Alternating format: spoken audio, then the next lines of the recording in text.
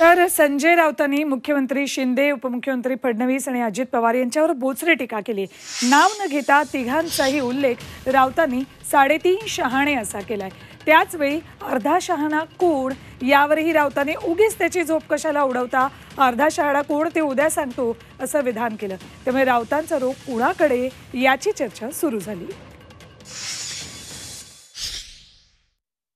3.5 मुहूर्तांपैकी एक मुहूर्त आहे, हे खरं आहे।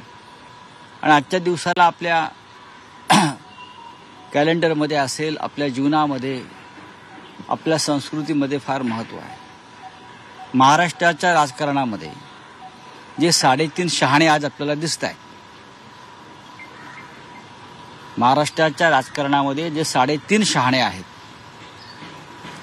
त्या 3.5 शहाण्यांना अमृत नोनी आर्थो प्लस ये एक प्रूवन फॉर्मूला है। इसमें मौजूद नोनी फल के गुण और आयुर्वेदिक जड़ी बूटियां शरीर को जरूरी पोषक तत्व देने के साथ साथ हड्डियों और जोड़ों के घिसने, उनमें होने वाले सूजन और दर्द को रोकने में मदद करता है। दर्द मुक्त जीवन के लिए अमृत नोनी आर्थो प्लस आव्हान देण्यासाठी आम्ही आजचा मुहूर्त निवडलाय।